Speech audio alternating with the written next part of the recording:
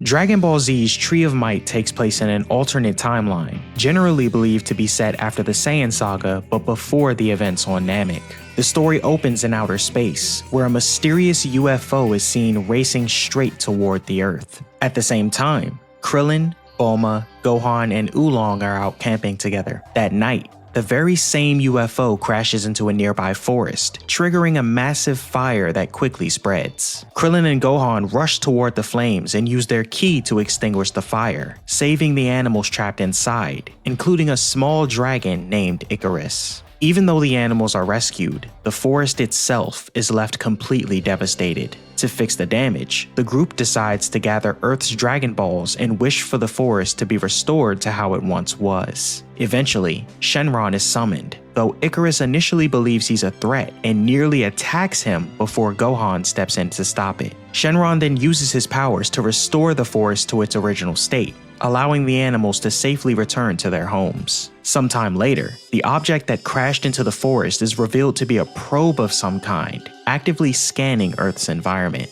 The information it collects is transmitted to a hostile group of aliens in outer space, led by a Saiyan. After analyzing the data, they determine that Earth's soil is ideal for growing the Tree of Might. They also correctly assume that Kakarot never carried out his mission to wipe out the human race, so they decide to head to Earth to track him down. Meanwhile, back on Earth, Goku and Gohan are relaxing together in a bath when Icarus, who still hasn't returned to the forest, sneaks up on Chi-Chi and the others. Gohan immediately wants to keep him around, but Chi-Chi, being Chi-Chi, refuses and insists that Gohan return the dragon to the mountains. Goku, however, quietly shows Gohan a small cave nearby that he prepared for Icarus, allowing him to stay close without upsetting Chi-Chi. The story then shifts to Yamcha and Puar, who are flying around in a brand new cruiser Yamcha recently got. Yamcha is excited to show it off to Bulma, even though she's still upset with him for standing her up on a date. Suddenly, Yamcha senses something incredibly wrong. At the same time,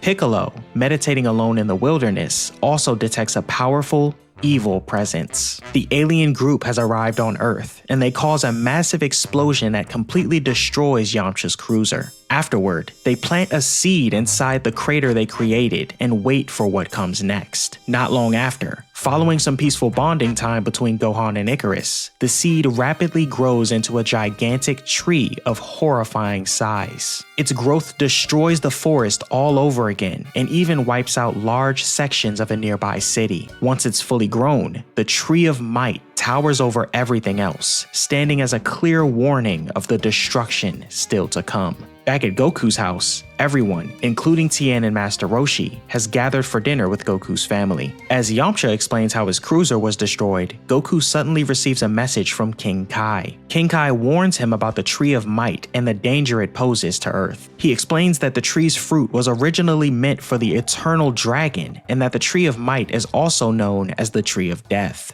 If it's allowed to fully grow and bear fruit, it will drain the planet's soil of all life, leaving nothing behind. After relaying this information to the others, Goku sets out with Krillin, Yamcha, Tien, and Chaozu to destroy the tree. Chi-Chi, however, forbids Gohan from going with them. When the group reaches the tree, they launch multiple energy attacks in an attempt to destroy it, but none of them have any effect. Sensing powerful enemies nearby, Goku is soon confronted by the alien group known as the Turles Crusher Corps. At the same time, Gohan, who secretly snuck out of the house, reunites with Icarus, and the two head toward the battlefield to find the others. The fight breaks out as everyone jumps into action. Tien and Chaozu face off against the twin brothers Raisin and Lakiase. Krillin takes on Almond, and Yamcha battles Kakao. Despite their efforts, the Z-Fighters quickly begin to struggle. Goku rescues Yamcha and ends up fighting Daze and Kakao at the same time, easily overpowering both of them without much effort. During the chaos, Gohan arrives and saves Chaozu. Observing Gohan's fighting ability up close, the alien leader Turles, who looks almost identical to Goku, watches from his ship and immediately recognizes Gohan as a Saiyan child. Not long after, Gohan defeats Lakiase by forcefully slamming into him. Turles then confronts Gohan directly, commenting on how much he resembles Goku, though it quickly becomes clear that Turles lacks Goku's kindness. After reading Gohan's power level and being impressed, Turles offers him a choice: join him or die, all while mocking Goku's strength. Gohan refuses and Turles attacks him, but Piccolo arrives just in time to save him. Turles then ambushes Piccolo from behind, blasting him away and gaining control of the situation. Noticing that Gohan's tail has grown back, Turles accepts that Gohan won't join him and creates an artificial moon, something Goku notices from a distance. Turles grabs Gohan and forces his eyes open,